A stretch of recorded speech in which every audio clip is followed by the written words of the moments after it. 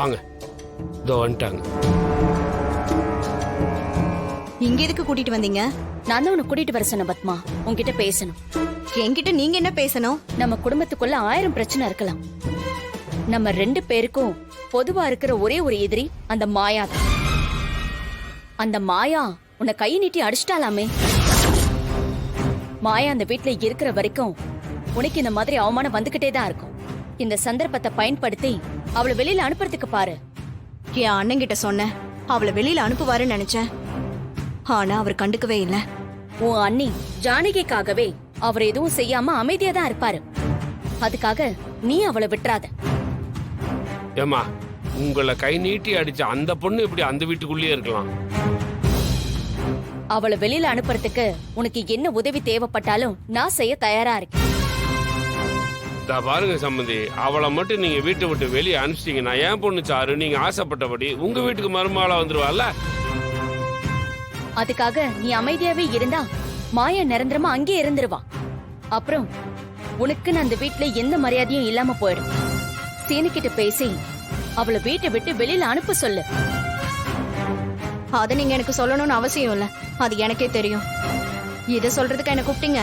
ஆமா சம்பந்தி, இது விஷயமா அவங்கள பாக்கணும்னு சொன்னாங்க, அதுக்காக தான் கூப்பிட்டு வந்தேன்.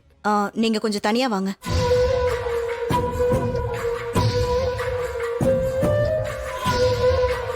சொல்லுங்க சம்பந்தி.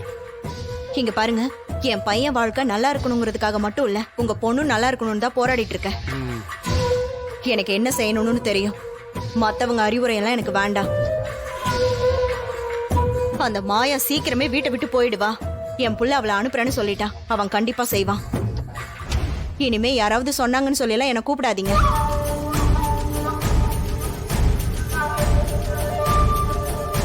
அவங்களுக்கு நல்லது பண்ணலாம்னு சொல்லி தான் வர சொன்னோம். அவங்க என்னமோ கோவிச்சிட்டு போறாங்க.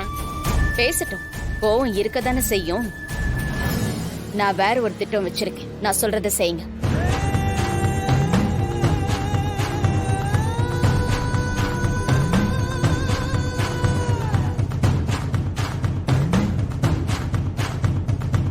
சரிங்க, நான் பாத்துக்கிறேன்.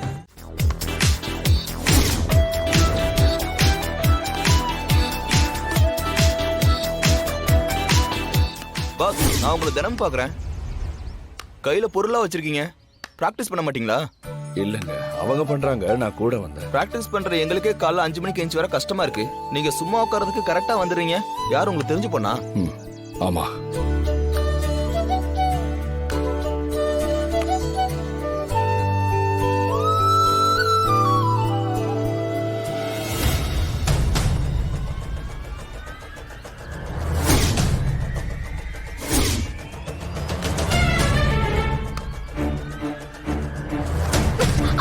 ஐயோ தனா தனா தனா பார்த்து தனா, அடி எதுவும் பண்ணி இல்ல ஸ்லிப் ஆயிடுச்சாதான். பார்த்து விளையாட்டாங்கல்ல, ஏற்கனவே காலில் அடிப்பட்டு. அதெல்லாம் ஒண்ணும் இல்ல.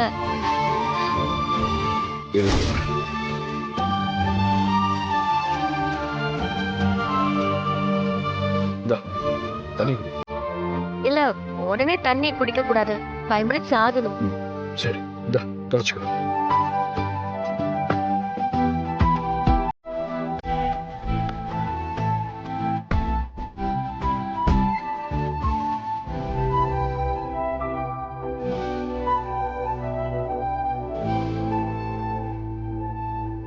Ready ready ready, come on.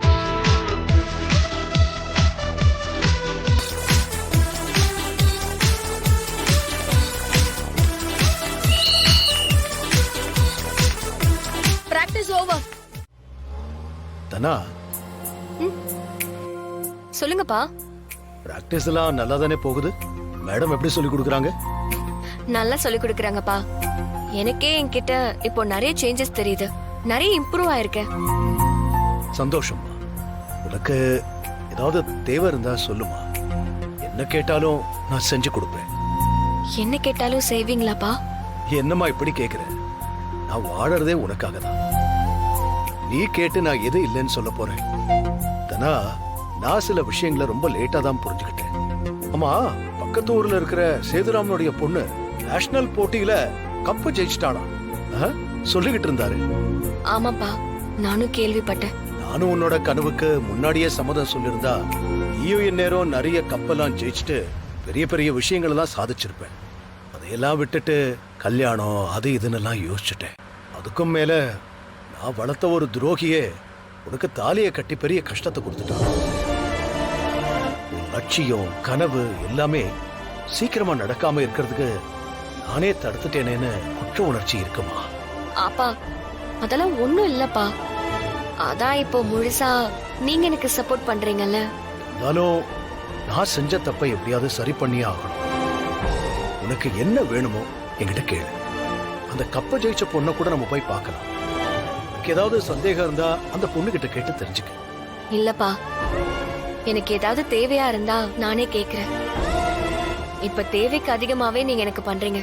எனக்கு அது போதும்பா. எதுக்காகவும் நீ தயங்கிட்டுலாம் இருக்காது. என்ன தேவைப்பட்டாலும் அப்பா கிட்ட கேளு. எனக்கு இருக்கிற ஆசைய கண்டிப்பா நான் கேட்பேன்ப்பா.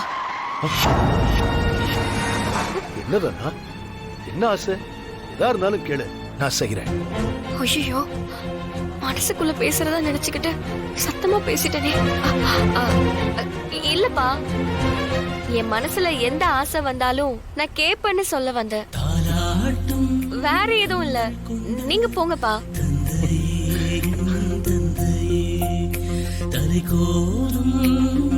என் மனசுல இருக்கிற ஆசை கதர் கூட சேர்ந்து வாழணுங்கிறது தான்ப்பா.